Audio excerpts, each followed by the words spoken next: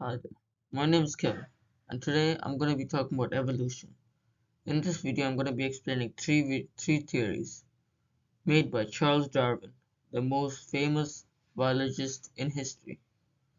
Then I'm going to follow with two evidences of evolution so that you know that is facts. First of all, we need to ask ourselves, what is evolution? Evolution is the process in which populations gradually change over time, such as this whale. This was the same whale millions and millions of years ago. There are a bunch of differences, such as the snout, the eyes, the hands, and the flippers. You can even consider the tail. You can see that it has changed a lot over the course of millions of years.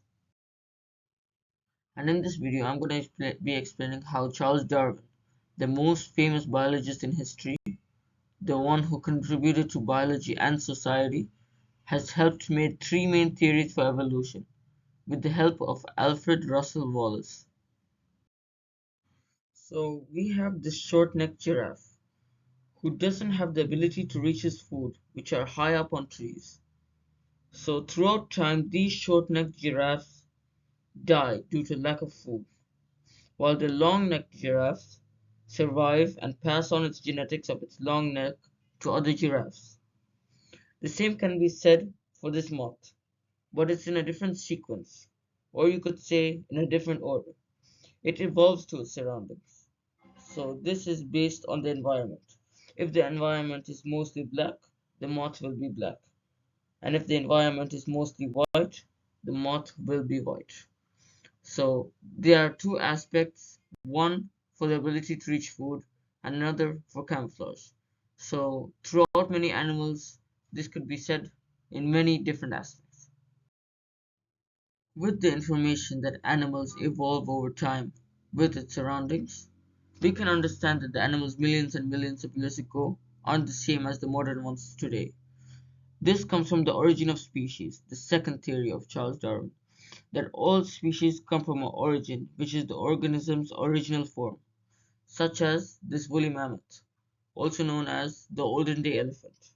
As you can see, the elephant millions of years ago isn't the same as the ones on present day, with the furry coat and huge tusks. Furry coat most likely to protect it from the cold, and the huge tusks to hunt for prey. Then we have the olden day parrot, who was pretty big back then, and most likely went small due to predators hunting it too much. And we also have the olden day tiger, which had a big coat and also tusks, just like the elephant. These were most likely during the Ice Age, and as it went warmer, they lost the coat and no needed for the tusks. Then finally we have the olden day dog, which was half like a cat because of its paws and tail, and most likely developed into wolves, foxes, and a common street dog.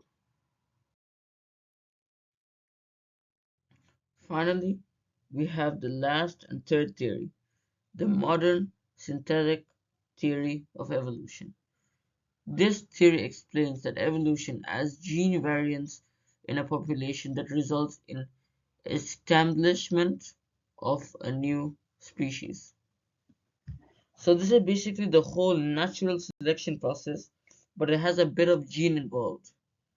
And this was really impressive for Charles Darwin to discover because this was really, really advanced. And even as modern day science, this is really impressive that he found it. Now we're going to talk about an evolution of an animal, and we're going to start with the most famous one, the evolution of whales.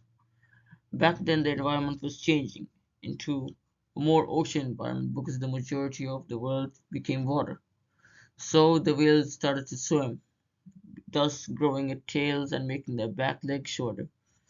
The back leg kept going shorter until it became nothing but just a little bone, and the flippers came out, unlike the more of a hand they used to have. And also the snout became smaller but way longer. This is to help with the resistance of the water, to help it to swim. And then the back tail grew a flipper, which helped it to swim too.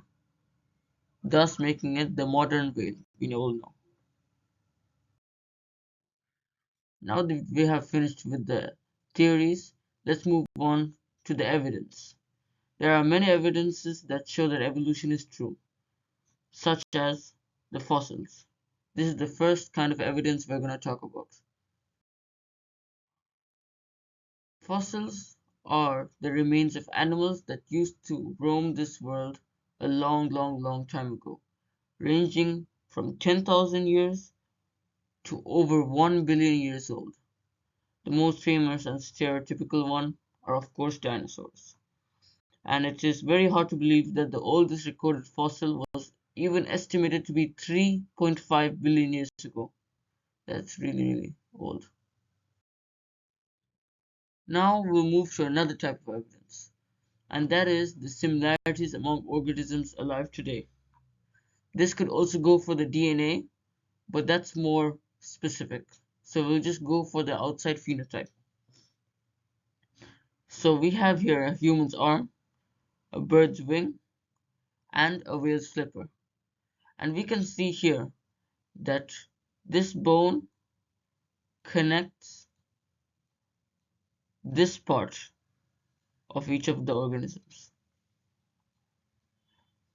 And it consists of the same pattern. The white and red part of the bones together, the yellow part separating the three bones, and then we have the brownish, more specific part, which is the most important ones, more flexible too. So we can see that even though the animals are completely different, they're really similar in the bone type. And that's the end of the video. Throughout the video, I explained the three types of theories made by Charles Darwin and two evidences, one being the fossil and the second being the similarities between organisms. Thanks for watching. Hope you learned something.